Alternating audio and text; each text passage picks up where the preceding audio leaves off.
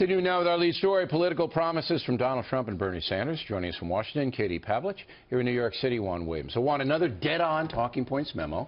I was very specific on my 10 points, wasn't I? Yeah. Okay.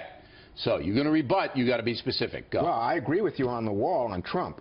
I mean, I don't see how he gets Mexico to pay for it by blocking people from sending money back. Doesn't make sense. Right. So I think you're right. I do think that when it comes to something like trade policy, when Donald Trump talks about, you know what, we've got to take care of people who've been losing jobs in our country, we got to do more there. You know what, we're not going to break off all trade deals and start trade wars, but I agree with the sentiment coming from Donald Trump that we should look out for our people. All right, so you're agreeing with me 100% on my talking points memo. Well, I was on the air for 7 minutes, and Juan Williams is saying, O'Reilly, you were right on every second of the 7 minutes. That's because you were cribbing from my No, I wasn't cribbing from you. All right, what did it say you, Katie? Well, you said that none of what Bernie Sanders has proposed would work, and he has proposed, like Hillary Clinton, that we need to get, quote, big business out of government and out of campaigning, and he's referring to Citizens United. Now, that was a 5-4 Supreme Court decision, and if Bernie Sanders were to happen to win somehow with the nomination, or even Hillary Clinton or a Republican, they're going to get to replace Judge Scalia, and they're also going to have an opportunity to replace probably 2 more Supreme Court justices, which could overturn that decision. Yeah, they could overturn it, sure. Right. But I didn't deal with that because that's a hypothetical right now. Sure. I'm dealing with what they're saying on the stump, and Bernie Sanders is 0 for 5.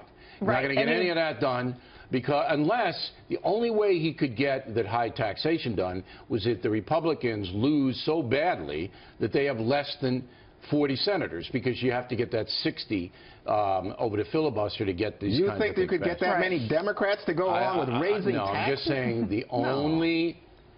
Yes, I do think the Democratic Party would raise taxes, not to the extent that Sanders wants. No, Sanders wants to raise them to the point where it would be almost, but grabbing Sanders, your money. He would probably compromise to get anything done. Go ahead, Katie. And Hillary also confirmed that she wants $1 trillion in tax increases. But going back to Bernie Sanders, I think he's being very disingenuous, especially when it comes to young voters in proposing free college. I mean, essentially, he doesn't want to have tuition, but when you look at the details of his plan, he's saying that the federal government will somehow pay for it, which of course means tax increases. So as we all know, there's nothing for free. To be fair to Sanders, he would give interest-free loans. That's what he would do.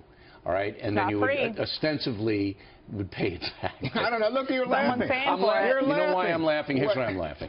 Number one, Sanders believes every word he says. He's not a hypocrite. Number two, he's so far out there. In my lifetime, I have never seen a political candidate in his station as radical and as disassociated with reality as Bernie Sanders. Never. Well, Eugene McCarthy, George McGovern, Barry Goldwater, all of them pale. Ross Perot, all of them pale beside Bernie Sanders, who lives in a complete world of his own. No, but you know why Bernie Sanders has the kind of surprising support, why he's exceeding expectations? When he talks about Wall Street too big to fail, he's hitting at people who share this feeling. So what? Right to the heart. He says he's telling these teenagers, and when I use the word teenagers, it's a mental state, not a age state, because it's only teenagers. It's like American Bandstand people who can say, yeah, that's right, Bernie's going to break up the big banks, Katie, because he's not going to break them up, because there are laws against a tyrannical president coming in and go, you know what, Arby's, I hate your roast beef, you're out of here. You can't do it, Bernie. Even if you want to do it, even if Ben and Jerry tell you can do it, you can't do it. Maybe they should break up the big ice cream manufacturers, and we would all be happier because we have more access to ice cream. Who knows? Okay, but there's something startling taking place on the factor at this very moment. The radical leftist Juan Williams is agreeing with the rather conservative Katie Pavlich that what Bernie Sanders is saying, and millions of people are, I guess, apparently buying, is hooey. Well, yeah. Well, but too big to look. Let me just say this. I think that Katie's on. I agree with you on the Wall Street point, Katie. The difference is, as Bill says, people, when you say to them, too big to fail, they say, wait a minute, nobody's bailing me out when I can't pay my mortgage, when my kids want to go to a school and I can't pay for it. That's not fair. The system's rigged.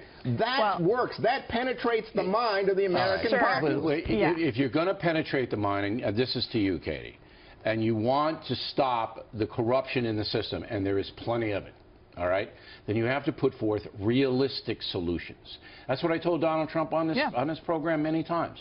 You may want to deport 12 million illegal aliens. You may want to. And your supporters certainly want you to say that. But when you come up against the federal court system, they're going to stop you. And there's nothing you can do about it.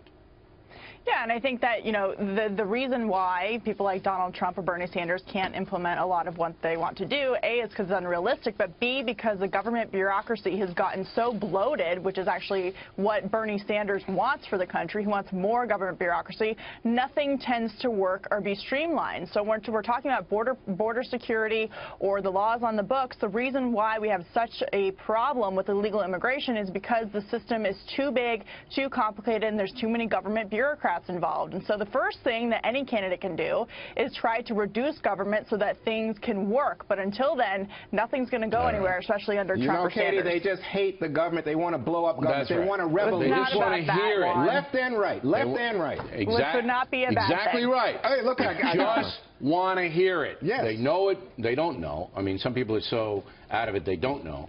But the smarter of the supporters of Sanders and Trump know, but they just want to hear it. That's enough. I agree. Yep. All right. Yeah. And one footnote, Juan Williams has an interesting new book out called We the People, the modern-day figures who have reshaped and affirmed the Founding Fathers' vision of America. Check it out.